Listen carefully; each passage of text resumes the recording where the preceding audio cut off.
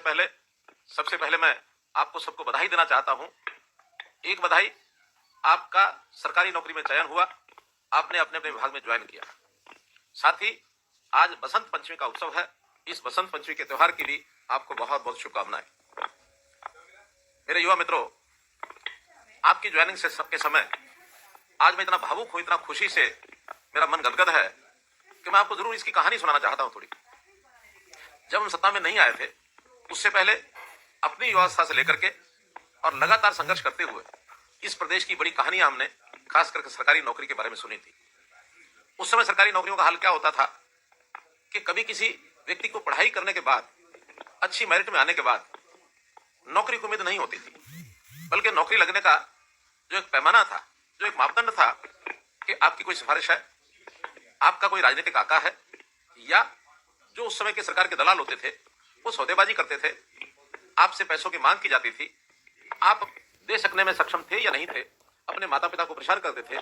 नौकरी के लालच में पिताजी को या तो अपनी जमीन बेचनी पड़ती थी, या माताजी के टूम और गहने बेचने पड़ते थे, या कभी जमीन आदि कोई हो तो उसको गिरवी रखना पड़ता था, कर्ज लेना पड़ता था, तब जाकर के उम्मीद बनती थी कि शायद हमको नौकरी मिल जाए।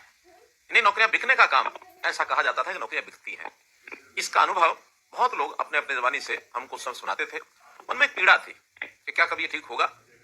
मैं हरियाणा के मतदाताओं का, अपनी पार्टी का धन्यवाद करता हूं कि उन्होंने मुझ जैसे व्यक्ति को ये दायित्व सौंपा कि इन व्यवस्थाओं को ठीक करना है तो आप जाकर के स्टार्ट करिए। 2014 में हमको अवसर मिला। प्रारंभ में ही हमने इस विषय पर संकल्प लिया कि आगे से किसी के साथ अन्याय नहीं होने देंगे, योग्य व्यक्ति के साथ न्याय होगा और न्याय के आधार पर उसको बिना खर्ची बिना पर्ची की नौकरी दी जाएगी। मिशन मेरिट, ये हमने शुरू किया। मेरिट इज और मास्टर, इस बात को ध्यान में रख करके हर चीज में योग्यता, इसको कैसे लाया जाए।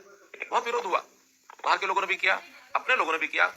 कहा कि अगर इस प्रकार से करेंगे तो हमारे अपने लोग कहां जाएंगे। मेरा एक ही वाक्य था कि मेरिट पर जो लग करके आएंगे हम उनको अपना बनाएंगे। आखिर अपने कौन है और पराये कौन है, इसका एक मन के अंदर विचार जब आता था तो हमेशा कहता था, आज भी कहता हूं कि मैंने हरियाणा की जनता को अपना परिवार स्वीकार किया है। आज की अगर मैं बात करूं तो 2,85,00,000 लोग, जिनका सत्यापित डाटा हमारे पास है, 71 लाख परिवार, ये सब मेरा परिवार है। हरियाणा वासी सभी मेरे परिवार हैं। हरियाणा एक, हरियाणा में एक, इस बात का नारा लेकर के और हमने चुनाव लड़ा, सफलता पाई, दूसरी बार सफलता पाई। और जो संकल्प लिया था, जिस काम को शुरू किया था, उस समय विश्वास कराने के लायक केवल मेरा संकल्प ही था मेरे साथ कि आप विश्वास करें ना करें, मेरा संकल्प है, मैं आपको विश्वास दिलाता हूं। लेकिन आज जब विश्वास की बात होती है तो प्रत्यक्ष इन 9-9.5 सालों में 1,20,000 युवाओं को जो हमने नौकरी दिलाई है, इस आधार पर कि बिना किसी खर्ची के, बिना किसी पर्ची के, ये सब उदाहरण है कि जिसके कारण से आज सब लोग जो उस समय विरोध करते थे, आज वो कूदते फिर रहे हैं, आज वो गदगद हैं कि हाँ ये काम हो सकता है, ये काम हुआ है और इसकी सबको खुशी है। पहले किसी एक व्यक्ति को नौकरी मिलती थी, जिनको नहीं मिलती थी सब परेशान होते थे, नाराज होते थे, सब जो है एक प्रकार से यानी सरकारी सिस्टम के प्रति आलोचना करते थे। लेकिन आज नौकरी मिलती है उसको तो संतुष्टि है ही, जिसको नौकरी नहीं मिलती है उसको भी कोई मन में परेशानी नहीं है। हर कोई सोचता है कि जिसको नौकरी मिली है भाई वो बहुत होशियार था, हमारे से पढ़ाई में आगे था, और उसको प्रेरणा मिलती है कि मुझे भी मेहनत करके नौकरी मिल सकती है। पहले जब नौकरियां मिलती थी तो चर्चा क्या होती थी कि अमुक नेता के बेटे का, अमुक अधिकारी के रिश्तेदार का, इनको नौकरियां मिली हैं, ये खबरें छपती थी। लेकिन आज खबरें क्या छपती हैं? आज छपती हैं कि अमुक गरीब व्यक्ति का, अमुक रिक्शा चलाने वाले का, अमुक गरीब किसान का बेटा, उसकी नौकरी लग गई है, वो ग्रुप सी में लग गया है, ग्रुप बी में लग गया है, ग्रुप ए में लग गया है, एचसीएस लग गया है। किसी भी लेवल की नौकरी किसी प्रकार की पढ़ाई करने वाले व्यक्ति को मेहनत करने के बाद मिल सकती है। ये आज हरियाणा के युवा का विश्वास बना है। न केवल हरियाणा, देश भर में अन्य प्रांतों में भी चर्चा चली है कि जिस हरियाणा में कभी कल्पना नहीं की जा सकती थी कि ईमानदारी से नौकरियां मिलेंगी, आज सब लोग दांतों तले उंगली दबाते हैं कि अच्छा हरियाणा में ऐसा हो गया। हम कहते हैं हाँ ऐसा हुआ। अब बहुत लोग कहते हैं कि आप इन बातों को करके बहुत प्रचार नहीं करते हैं। मेरा कहना है कि मैं प्रचार क्यों करूंगा, आखिर मैंने अपने परिवार के लोगों की सेवा की है, और जब परिवार के लोगों की सेवा करनी होती है तो उसके लिए कोई प्रचार करने की आवश्यकता नहीं होती है, बल्कि जो उसमें लाभान्वित होता है उसको सब लोग देखते हैं। आज जब ये नौकरियां मिलती हैं तो मेरे कान पर बात पड़ती है, एक एक गांव जिसमें दर्जनों दर्जनों नौकरियां लगी हैं। सालियाखड़ा गांव सिरसा का 35 से ऊपर नौकरियां एक ही गांव में लगी।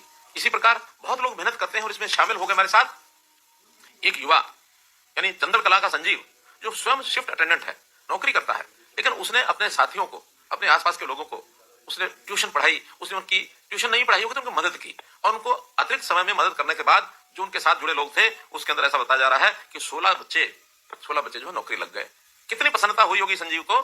इस प्रकार के काम करने वाले केवल एक नाम लिया है, ऐसे बहुत लोग होंगे जिन्होंने एक दूसरे की सहायता करके और लोगों को आगे बढ़ाया है। हमारे जीवन में इस संघर्ष में बहुत लोगों ने साथ दिया, हमारे माता पिता ने दिया, हमारे गुरुजनों ने दिया, हमारे सहपाठियों ने दिया। सब लोग मिल करके जब काम करते हैं तो किसी भी लक्ष्य को प्राप्त करना कठिन नहीं होता है। तो आज मित्रों, जो हमारी ये पिछले दिनों में 10,500 लोगों की भर्तियां एक साथ हुई, बाद में लगभग 1100 लोग पुलिस के अंदर भी जिनका नाम पेंडिंग था उनको भी नियुक्ति पत्र मिला है। और आगे भी अब इस कड़ी के अंदर लगभग 60,000 लोगों की भर्तियों की हमने बात की थी।